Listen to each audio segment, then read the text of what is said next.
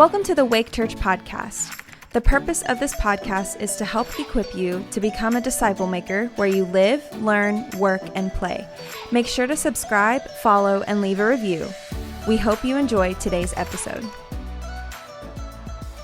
Hey, welcome to the Beyond the Message podcast, where we take a moment to dissect and answer your questions from this past week's message. And which today, you preached. Yes, which I preached.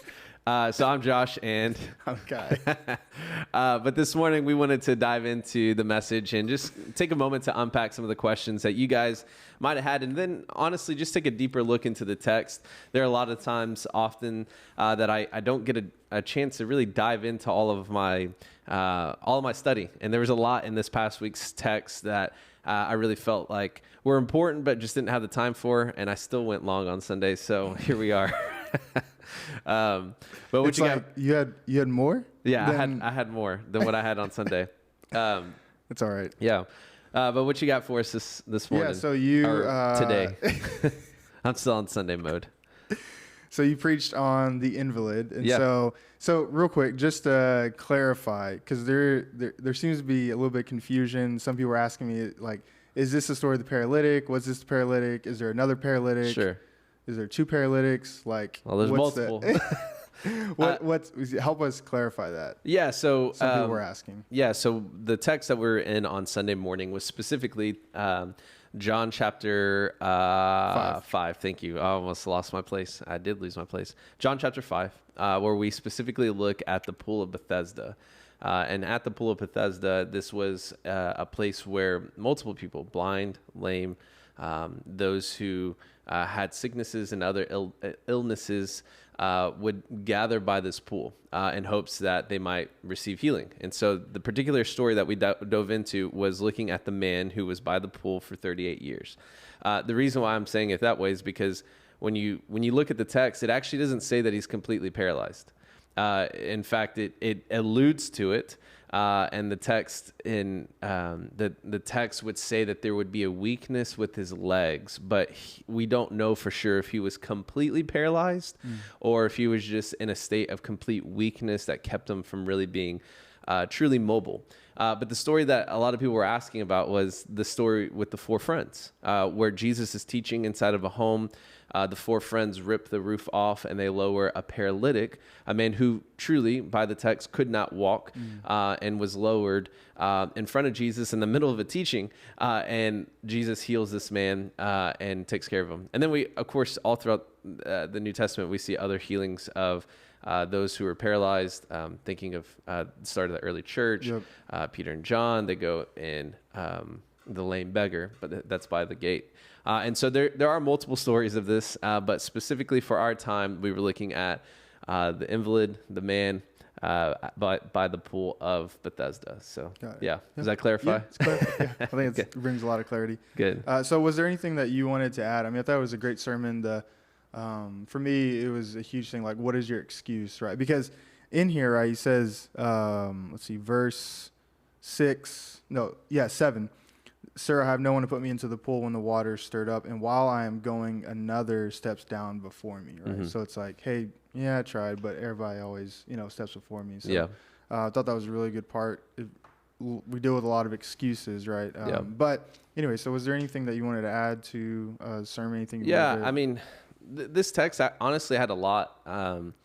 As I just got into the study of it, and I was just really paying attention to the history, to a lot of pieces of the story that I didn't pay attention to before.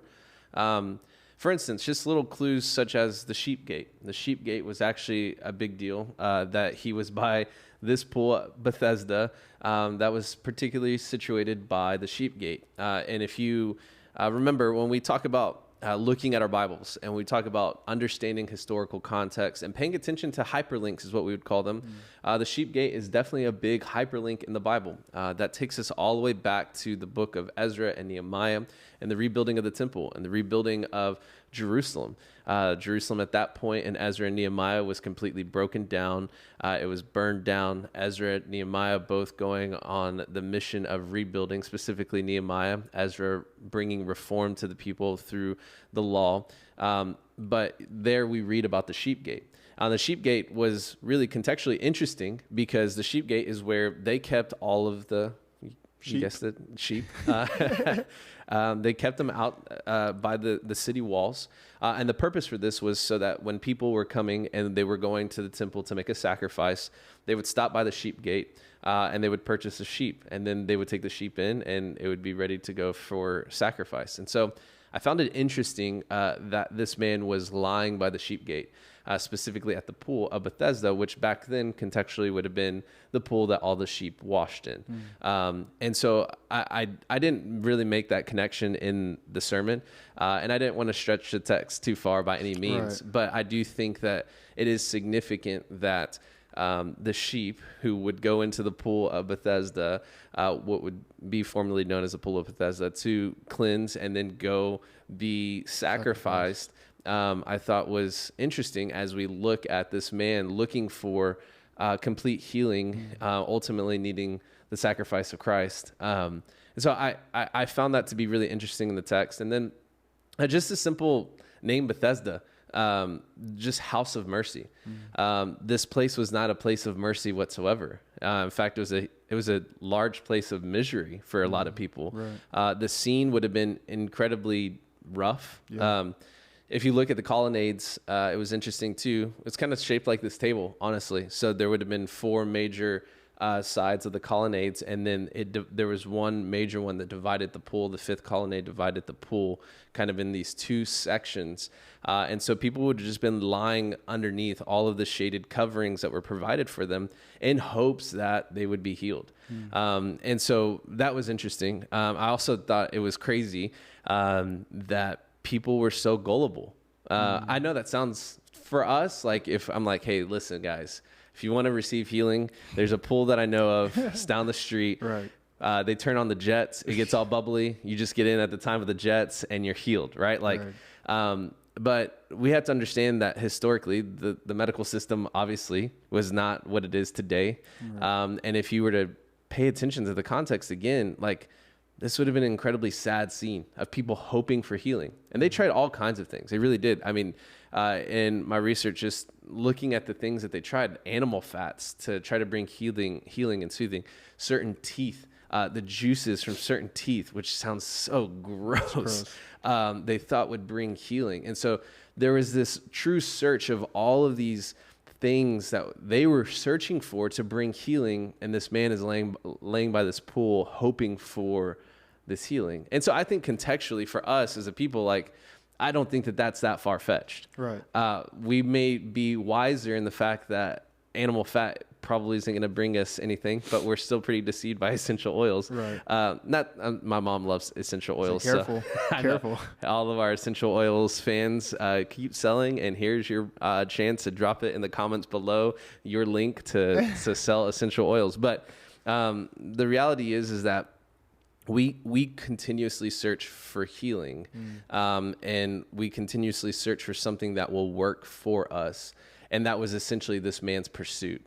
The problem was that he just got to the place where he had grown so accustomed to his illness that he just essentially kind of gave up. And that's what's honestly sad about the text, because 38 years, he's lying by this pool.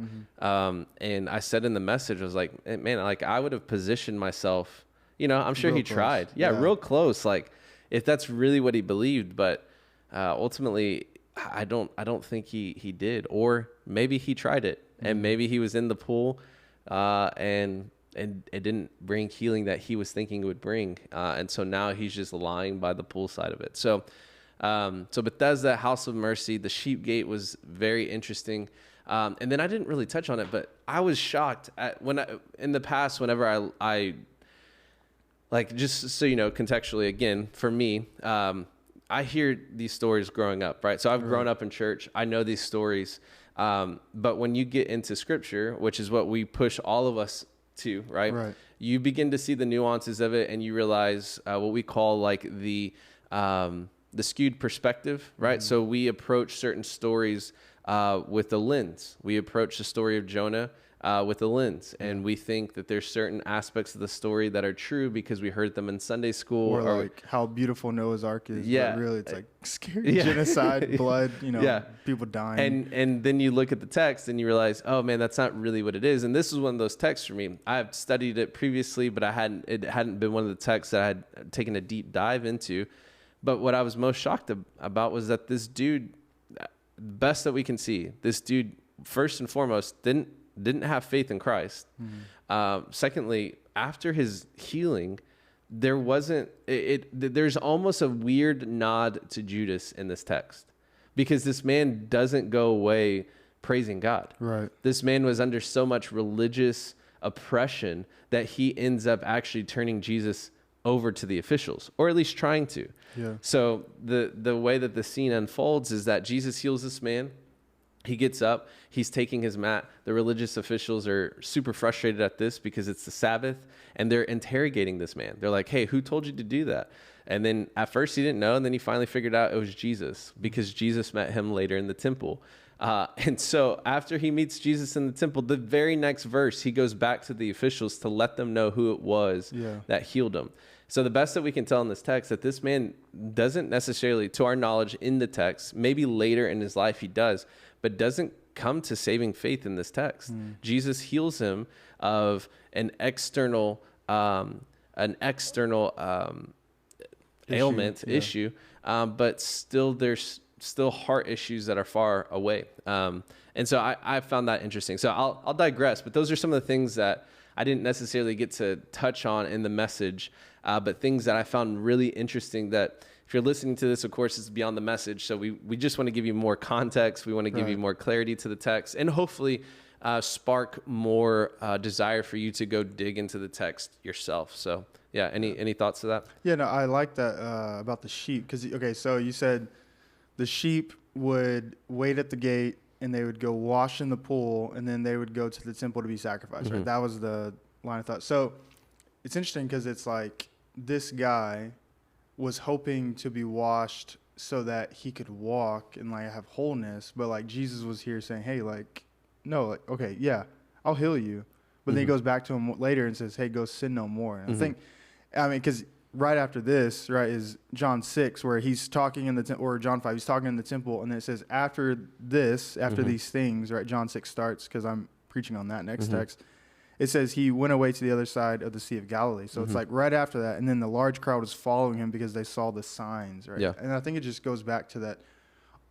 I mean, every story that we've preached through or will preach through, it's just mostly like this idea where it's all about the signs and external things being fixed. And nobody goes to Jesus and says, fix my heart. Yeah. Right. And I think that's just, I don't know. I think that's just something that has always stuck out to me in all these stories, where it's, if only he would have realized Jesus was there to wash him of something far worse and to heal him of something far worse than he ever imagined, right? Because it is interesting that he says, go and sin no more so that nothing worse may happen to you, right? I thought that was...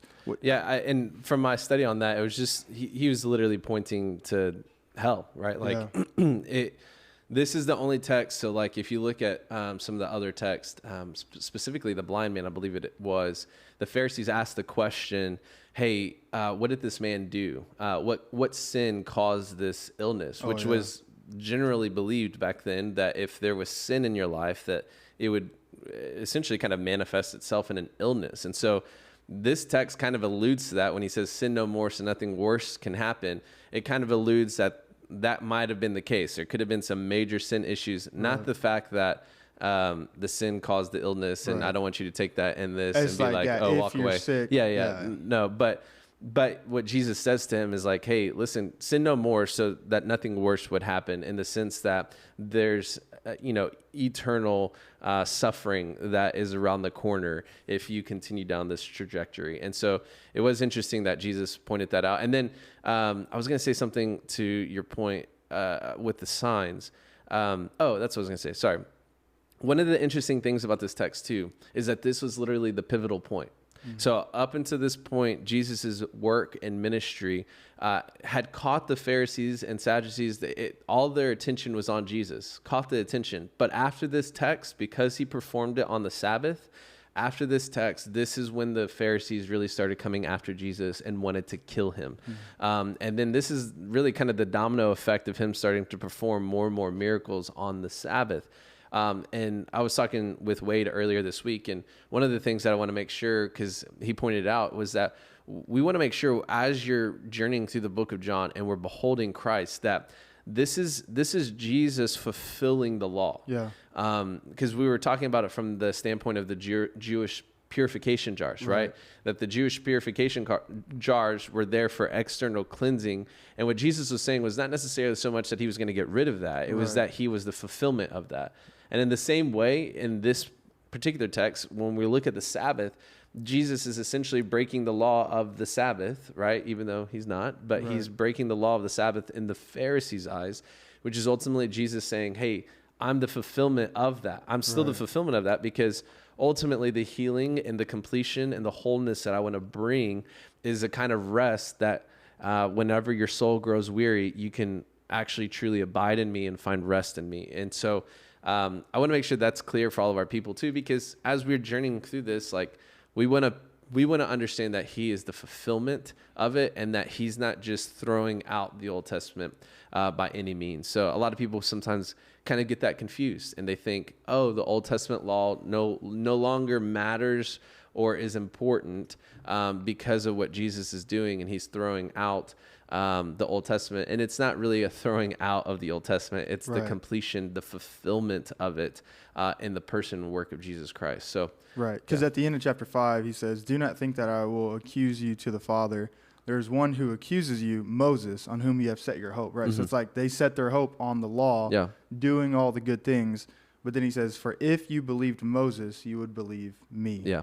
For he wrote of me. But if you do not believe his writings, how will you believe my words? So it's like, he's not throwing away. Obviously, he's like, hey, if you don't believe his writings, how will you believe my words? But if you believe in the writings, you understand it, then you can believe in my words as well. So I think it's more... and one of the things too is that in this in this entire unpacking, specifically of this text, the reason why I titled it Over Religion is because I realized there's multiple miracles where religion really plays a part, and the religious law and all of those things. But this one, to me, just felt like it just didn't work. And I know we're going through the signs of Jesus, and we're looking at specific miracles of Jesus. And I think we kind of give the people of the time a hard time in the sense that they were looking for signs, because that's what they were accustomed to. When we look back at the Old Testament again, pointing out Moses, right? Moses was the dude, and the people would complain, and they would go to Moses, and Moses would go to God and say, yo, like, what do you want me to do about this? And then the next thing we know, we have water from a rock. We got manna falling from the sky. And God is sending provisions in the means of signs. And so now the people they've grown up on this. They understand this. And so if Jesus is this prophetic one, if he's the Messiah, then by these signs we will be able to tell. And so they're looking for these signs. And Jesus, in his grace and his goodness, gives them the signs. But he's saying, hey, ultimately, there's a deeper work that is needing to be happened here. And there's something else that I'm wanting to establish. And I want you to understand that you don't need to just come to me for the signs. And so I think that is, for us, just to challenge us as we're listening to this, is that when I said the question, what are your excuses? I think oftentimes the reason why the excuses bubble up is because we want our efforts to produce signs. We want our efforts to produce Jesus doing something for us. And when that fails, we run away from Jesus, right? And it happens all throughout the text. You're going to hit it on the feeding of the 5,000, right? Jesus feeds them, and then he says, hey, I want you to understand some cannibalism here. And he's like, hey, drink of my blood, eat of my flesh. And everyone's like, what? And Jesus is calling them into a deeper following. And what does the text say? They turned away. And I think that's what I was trying to hit on in the text, was saying, when Jesus confronts your excuses, when he confronts your energy and your effort and confronts your experience, what he's saying is, that you've probably been dabbling in searching for signs via religion, and I'm here to do a deeper work in a relational work in your heart and in your life, a more satisfying work, a completed work, fullness and wholeness. And so that's why I really leaned into the religious Jesus over religion title, and I pray that was translated on Sunday. Sometimes I want it to be there, and sometimes people can hear it differently. So hopefully you got that truth. Yeah, because I think both John 5 and John 6, obviously they're right after each other, but I think it's like they emphasize each other. Yeah. Right. Completely. Where it's like they were like Jesus is offering the signs, but it's only like a pathway. Like it was only just like the dude turned away. Bit. Yeah. And the people turned away. It's crazy. But we do the same thing. That's the part that drives me nuts. And I think about my own personal journey, and I'm thinking of the times where I ask God to do something and I'm like praying for that sign. And it's like, am I, like, the question that I always get back whenever I'm doing that, the Holy Spirit just prompts me. It's just like, am I not enough? Yeah. Like, that's always the prompting. Like, I'm always asking myself the question, okay, if this doesn't come through, is Christ still not enough for me? Right. And so that is where we in our own personal struggle, whatever it might be, it could be job, right? Like, people all the time, we talk to our people, there's always prayer requests about job. Right. And it's like, I'm going to God, asking him for provision, and I'm praying and I'm praying and I'm seeking and I'm asking for what? A sign. Right. It's not that it's wrong that you get the job or you get the promotion or you make more money. It's just that you are seeking him from the standpoint of what you can get from him. Right. And the position of identity, the position of relationship, I said in the message, was that it's not about what you can get from him. It's about understanding who you are in him and that he is enough. And so think about that in your own personal walk, in your own personal journey, how many times we move to Christ for a sign. Right. And then if that sign is not given, what Jesus is exposing in our hearts is an area of religion or an area where we've set up an idol of saying, this is the God that I serve who's going to answer what I want him to answer. Right. Does that make sense? Yeah. And that's why people grow frustrated and they say, hey, this doesn't work. Right. And that's what I was trying to say on Sunday. And then we end up lying by the pool for 38 years in bitterness, resentment, anger, walking away from the faith because we're so convinced that it didn't work. And it's like, I think it does. I just think what you were wanting to work wasn't actually Jesus. Right. It was an idea of Jesus. They were hoping for the pool to fix them, right? And not actually Jesus. Correct. And when Jesus does do stuff, we still don't turn to him. We still walk away from it. So when we get the job and we get the girl and we get the house and we get the car and we get X, Y, Z, we do this time and time again where thank God. And we're grateful and we're excited. And then 3 months into it, we stop praying. Right. 3 months into it, we walk away from it. Right. And I've seen that cycle time and time again. And you could do that with any area. That could be ministry. Like if you're a pastor listening to this right now, like ministry becomes the idol that you're looking to fulfill you and to satisfy you. And then you get walk more away. People to join your church, but it's still not enough. Right. Then and ministry doesn't fulfill. And then you walk away burned and full of resentment by ministry because somehow, some way that became the idol. So I think that there's a lot in the story.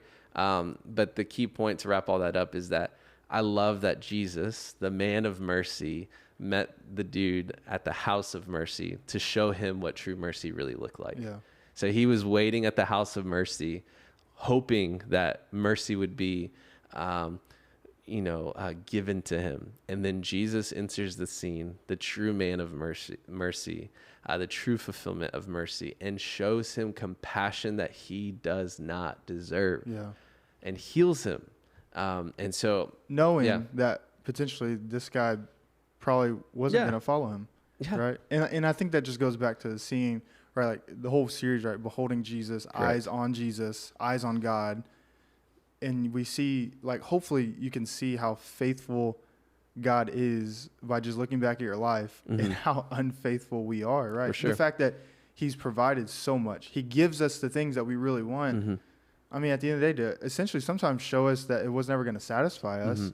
And yet he continues to give, and he continues to chase, and he continues to do all these things despite the fact that we don't, as I'm talking about on Sunday, is that we don't really believe that he is as good as he is, right? Because if we did, we would realize like the cost that he paid and then the cost that then we pay pales in comparison to what he did. Yeah, for sure. And so our whole life looks so different. Yeah. Right. Once we understand what he did. True belief. I'm pretty convinced at this point in my ministry that will be the single thing that I will do for the rest of my life, is to do my best to get people to see how good God really is. Yeah. And I know a lot of pastors, that's why we say enjoy God, find family, love people. Like that enjoy God component. And probably because I've, just drank from the Piper well too much, but, I cannot get away from that. And every single time I do discipleship, and every single time I talk to somebody, and every single time I'm dealing with a marriage issue or a life crisis, I cannot get away from that. And it's frustrating. And I'm sure people who are, probably sick of hearing it, but I'm like, it has to be a reminder, right? Because we forget. Right.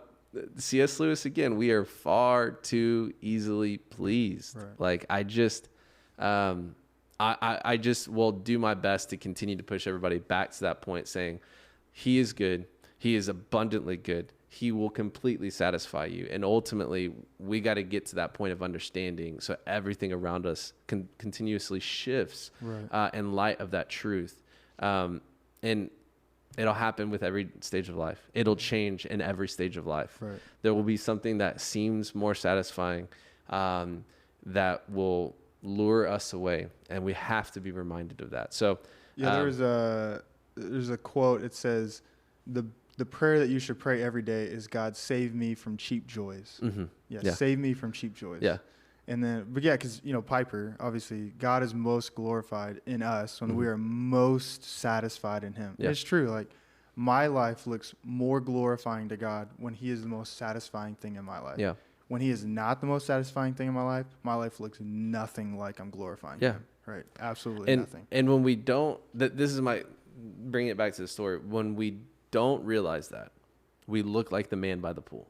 That's the question that I was trying to present. Like, Jesus is looking at you. Do you want to be healed? And the question that you have to wrestle with yourself is like, have I just dabbled in religion so much that my soul has been in a spiritual slumber by the poolside of religion, thinking that I've got it all together, or thinking that it just doesn't work? You're either by the poolside full of pride and arrogance, thinking that you've got it together, or you're by the poolside full of misery and pain and bitterness and excuses. And ultimately, at the same time, Jesus is looking at you, meeting you, saying, do you want to be healed? And so when you realize that Jesus, the man standing in front of you, is the most satisfying, the pool becomes irrelevant. And you look at Jesus and realize, man, he really is everything. And so I'll end with this. We'll wrap with this. We went up to Waco, Texas. Little day trip with Cody. She loves, obviously, Chip and Joanna. I don't know lady who doesn't. Even if they're not the biggest fan, it's like they still go. Yeah. And so we went up there for a trip, little day trip, and we went to a coffee shop up there, not attached to. It wasn't Magnolia Press. It was a different coffee shop. I forgot the name of it. And we ran into this barista. And we walked into the coffee shop. It was literally late. It was probably right at closing, 5 minutes till closing. And I didn't mean to be that guy, but I was like, we could really use some coffee right now. And so we walked in, 5 minutes till closing. And, if you've worked in the restaurant industry, like I have, whenever you're that guy, everybody in the staff is like, they hate you. Yeah, they're like, why? We're finishing up our closing duties. We're cleaning up stuff. Everything's already out. Everything's already out, done. Anyways, so this guy was so ecstatic that we were there. And I went up to the counter He was like, hey man, what do you want? And I was like, I don't know. You tell me. Like, and this kid was so enamored by coffee, and like set 3 different coffee bags in front of me. And he began to tell me where each one of these coffees was from, imported from, how fresh the beans were, and how great this taste is, and how great the taste of this bag was, and how great this one was. And I didn't know which one to choose. And I was like, finally, I was like, dude, you just surprised me. And so he got this bag and he was like going to town, like barista, like on, just way up here on this level. And so he's taking the beans, he's got his pour over, he's making sure the water is perfect. And he's just so methodical with how he is making this coffee. And he's doing the slow pour over, he's stirring very carefully, very gently, very precise. And he carries the coffee over to me at the table, and he sets the coffee down in front of me, and I drink it, and I'm like, man, this is amazing. And the barista was like, yes. And he's like so excited, and he goes back to the counter, and Cody and I sit there and have a conversation. A few weeks ago, that was the story then. A few weeks ago, Cody and I are having breakfast, and I was like, hey, you remember that barista? Because we talk about this enjoying God concept all the time. I was like, you remember that barista? She's like, yeah. I was like, I said, that's exactly what it looks like to enjoy God.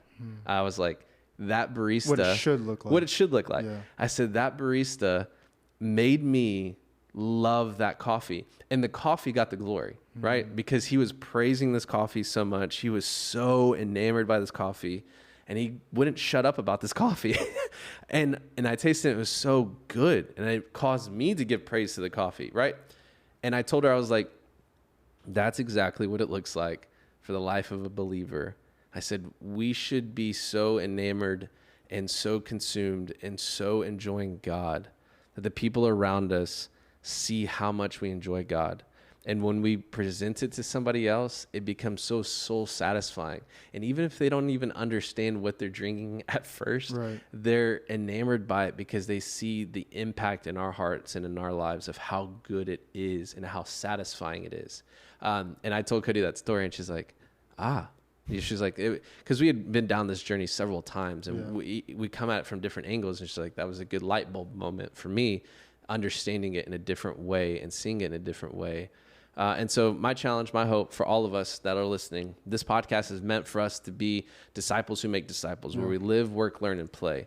And I pray that this has been challenging. I pray that this has been helpful as you're even journeying through the book of John with us. If you didn't know already, you could download the Dwell app. Go to wakechurch.com/resources. And when you go to this resource page, listen, even if you have the Dwell app downloaded and you're paying for Dwell right now, I'm telling you to go. Literally, I don't know if it's bad to say cancel your subscription, but I'm telling you to cancel it because we're providing it for free for you. Go download the Dwell app. We have the John reading plan available for you in there. And as you're journeying through the book of John, I pray that you're seeing some truth bubble to the surface and hopefully applying it to your heart and life so that you can become a better reflection and representation in your communities, living life kind of like that barista and all that you do. So we love you guys so much. I pray that we'll see you next time on Beyond the Message. And if not, I'll see you on Sunday. Make sure to get there on Sunday. We love you guys. Y'all be safe.